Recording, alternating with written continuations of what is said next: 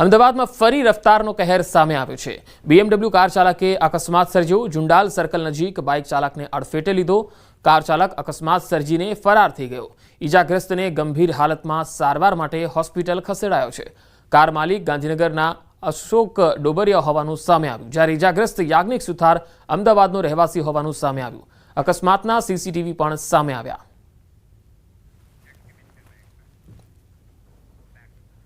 બોટાદના શિરવાણિયા ગામેથી દારૂની ફેક્ટરી ઝડપાઈ। ગામની સીમમાંથી દારૂ બનાવતી ફેક્ટરી ઝડપાઈ। 852 દારૂની બોટલ સાથે 15,33,600નો મુદ્દામાલ ઝડપી પાડ્યો। ભારતીય બનાવટના વિદેશી દારૂ બનાવતી ખાલી તેમજ ભરેલી બોટલનો જથ્થો એલસીબીએ ઝડપી પાડ્યો। વાડીના ગોડાઉનમાં ભારતીય બનાવટના વિદેશી દારૂ બનાવી કંપનીના સ્ટીકર લગાવી તેનું વેચાણ થતું હોવાની માહિતી મળી, જેના આધારે રેડ કરી એલસીબીએ વધુ તપાસ હાથ ધરી। અમદાવાદમાં માતાએ બાળકને તરછોડ્યું। વિશ્વ ઉમિયાધામ મંદિરના ગેટ પાસે બાળકને તરછોડી માતા ફરાર થઈ ગઈ। મોડી સાંજે મંદિરના ગેટ પાસે નવજાત બાળકી મળી આવી।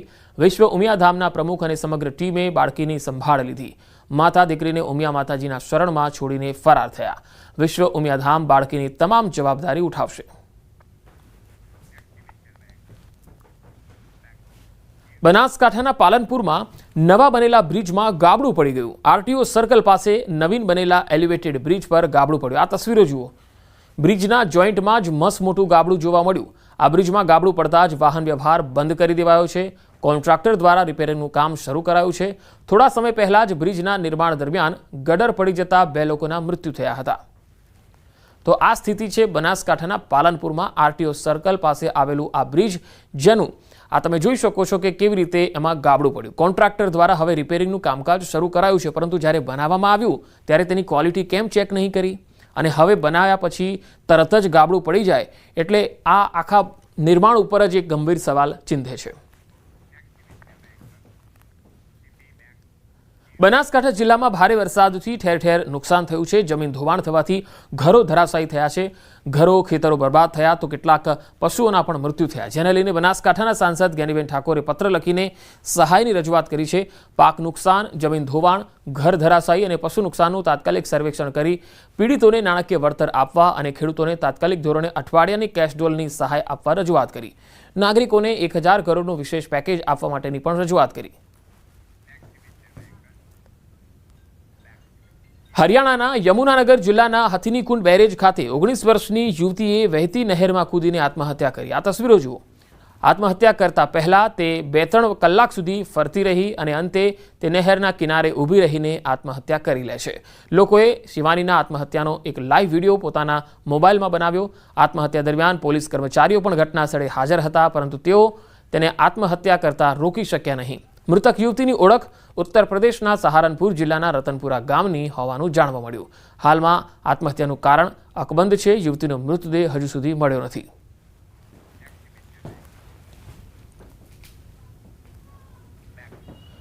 ઉત્તરકાશીની યમુના ખીણમાં ખરાડી ગંગાની કુંડ પાસે યમુના નદીની મધ્યમાં એક ટાપુ પર ગાય ફસાઈ ગઈ। માહિતી મળતા જ ફાયરની ટીમ તાત્કાલિક ઘટના સ્થળે આવી પહોંચી અને યમુના નદીના ઝડપી પાણીના પ્રવાહમાં ફસાયેલી ગાયને બચાવ કામગીરી હાથ ધરી। દોરડાની મદદથી ગાયને સુરક્ષિત રીતે બચાવી લેવામાં આવી। તો યમુના નદીની મધ્યમાં જે ગાય છે એ ફસાઈ હતી। ફાયરની ટીમે તાત્કાલિક પહોંચી અને આ ગાયને રેસ્ક્યુ કરી હતી। પાણીના પ્રવાહમાં આ ગાય ફસાઈ ગઈ હતી।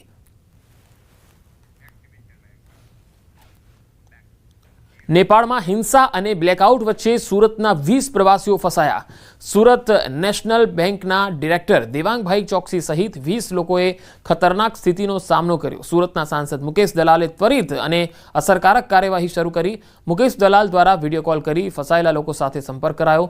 ભારતીય દૂતાવાસ અને નેપાળના સંબંધિત અધિકારીઓ સાથે સંવાદ કર્યો। સ્થાનિક અને રાષ્ટ્રીય સ્તરે ફસાયેલા સુરતીઓને સલામત પાછા લાવવાનો પ્રયાસ હજુ પણ ચાલી રહ્યો છે। એક્સટર્નલ એફેર મિનિસ્ટ્રીમાં સંપર્ક કર્યો હતો અને નેપાળ એમ્બેસીનો પણ સંપર્ક કર્યો હતો અને તમામ સ્થિતિથી વાકેફ કરીને આ લોકોને સફારી રિસોર્ટમાંથી ટાંકીને રિલીઝ કરવા માટે મેં રજૂઆત કરી હતી। મિનિસ્ટ્રીએ ત્યાંથી એમ્બેસીમાંથી એવું જણાવ્યું હતું કે હાલ પરિસ્થિતિ ગંભીર છે, થોડી પરિસ્થિતિ ઠાળે પડશે અને આગળનો રસ્તો બિલકુલ શાંત અને ક્લિયર થઈ જશે એટલે અમે તરત જ એ લોકોને બહાર કાઢીશું। એટલે એ લોકો ગઈકાલે હોટલમાંથી બહાર સલામત રીતે નીકળી ગયા છે। નેપાળના કાઠમંડુ એરપોર્ટ પર ફસાયેલ અમદાવાદના પ્રવાસીઓ પરત ફર્યા. રાણીપ અને મણિનગરનો પરિવાર મોતને હાથ ઉતાડી આપીને પરત ફર્યો. પરત ફરેલા પરિવારે ન્યૂઝ 18 સમક્ષ નેપાળની સ્થિતિ વર્ણવી. અમદાવાદનું 20 સિનિયર સિટીઝનનું ગ્રુપ કાઠમંડુ એરપોર્ટ પર ફસાયેલું હતું. 36 કલાક કાઠમંડુ એરપોર્ટ પર ફસાયા બાદ ભારતીય દૂતાવાસ દ્વારા તેમને સુરક્ષિત ભારત પરત મોકલાયા. નેપાળમાં ફાટી નીકળેલી હિંસામાં અનેક ભારતના પ્રવાસીઓ જે છે તે ફસાયા છે અને ગુજરાતમાંથી ગયેલા પ્રવાસીઓ પણ ફસાયા છે.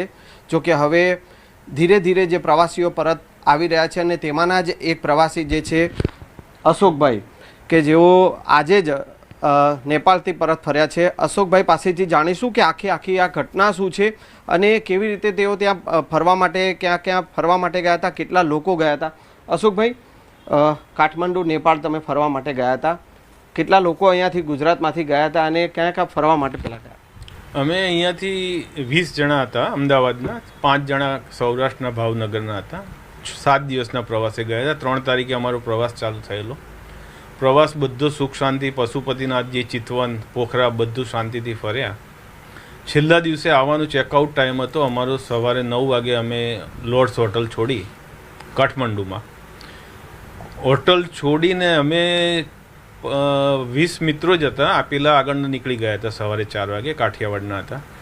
અને લગભગ 2 કિલોમીટર પછી કાઠમંડુમાં 25,000 માણસનું ટોળું બસને ઘેરી લેવાની તૈયારીમાં હતું અને આગજનીને બધું સળગાવવાનું ચાલુ હતું. પોલીસ નિષ્ક્રિય હતી ટોટલ. ટોળાએ આવીને અમને ચોખ્ખું જ કહ્યું કે ઉતરી જાઓ, નહીં તો બસમાં જીવતા સળગાવી દઈશું તમને. અમે બધા ગભરાઈ ગયા. સિનિયર સિટીઝન હતા, 70-75 વર્ષના દાદા દાદી હતા.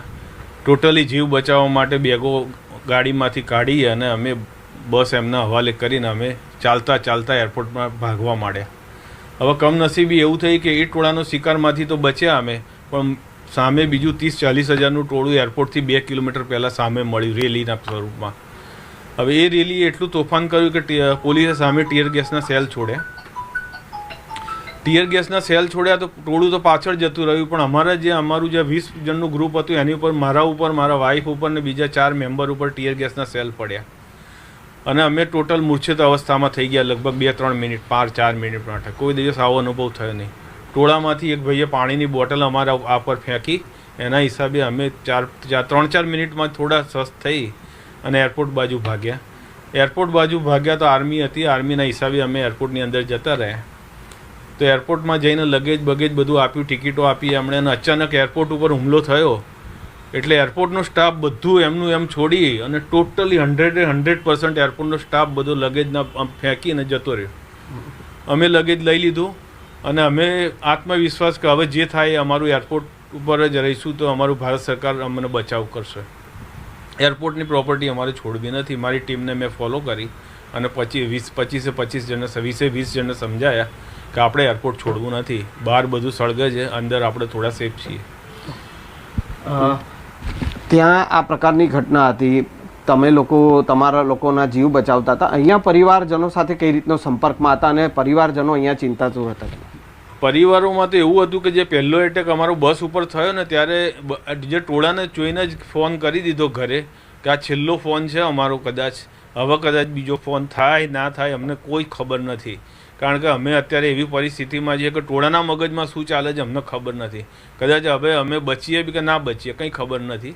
એવો છેલ્લો ફોન ઘરે કરી દીધો એટલે ઘરવાળા કે ભગવાનનો દીવો કરીને એમણે એમની પ્રાર્થના જે હતી એ બધી ચાલુ કરી દીધી અને બધાની પ્રાર્થના જ કામ આવી છે અને મોતના મોંમાંથી 100% સાક્ષાત મોત સામે જોઈને અમે પાછા આવ્યા છીએ. એ છે કે જે મોતના મુખમાંથી આ લોકો ગુજરાત પરત ફર્યા છે અને પરિવારે હવે હાશકારો મનાવ્યો છે. કેમેરામેન પંકજ મકવાણા સાથે સંજય ટાંક, ન્યૂઝ 18 ગુજરાતી, અમદાવાદ.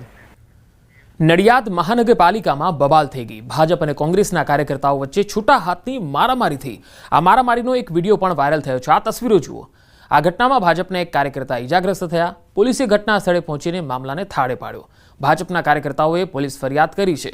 શહેર કોંગ્રેસ પ્રમુખ હાર્દિક ભટ્ટે મહાનગરપાલિકામાં ભ્રષ્ટાચારના આક્ષેપો કર્યા અને આ જ આરોપને લઈને ધારાસભ્ય પંકજ દેસાઈએ પ્રતિક્રિયા આપી. કહ્યું, કોંગ્રેસના કાર્યકર્તાઓને ફોટા પડાવવાની આદત છે. હું મારા પ્રજાલક્ષીના કામો માટે કમિશનર સાહેબને મળવા ગયેલો. એટલે અંદર કોંગ્રેસના બધા જે હાર્દિક ભટ્ટ છે, રાજુ રબારી છે, રજની દવે છે, ભાવિક પરમાર છે, આ બધા અંદર બેઠેલા હતા. એટલે હું બહાર ઉભો રહ્યો કે એ લોકો નીકળે પછી મારી રજૂઆત હું કરું. એટલે અમે બહાર, એ લોકો જેવા બહાર નીકળ્યા એટલે એ લોકો અમને પહેલા બોલ્યા કે લુખાઓ આવી ગયા છે. લુખાઓ આવી ગયા એટલે અમે લોકોને એવું કીધું કે અમે તો કઈ વાત સાહેબને અમે કીધું સાહેબ અમે તમારી જો રજૂઆત કરવા આવ્યા છે, આ અમને ગમે તેમ બોલે છે. એટલે એ લોકોએ અમારા પર ડાયરેક્ટ હુમલો કરી દીધો. જે કાચના ગ્લાસ અને જે સ્ટી હતી એ મારી મને કાચનો ગ્લાસ અહીં માર્યો છે. એટલે એ તો કોન્સ્ટેબલે પકડી લીધો ગ્લાસ અને એ ગ્લાસ મારા અંદર પેટ ચીરી નાખત મારું. મહાનગરપાલિકા અને પૂર્વની નગરપાલિકાના કર્મચારીઓ બાબતની એક રજૂઆત અમે કોંગ્રેસના આગેવાન મિત્રો ગયા હતા. પોલીસની હાજરીમાં જ એક 50 થી 70 જણનું ટોળું હર્ષિલ પટેલ અને તેના બધા મળતિયાઓ આવી જતા અમારા કાર્યકરો પર હુમલો કર્યો હતો અને ત્યાં પોલીસ હાજર જ હતી.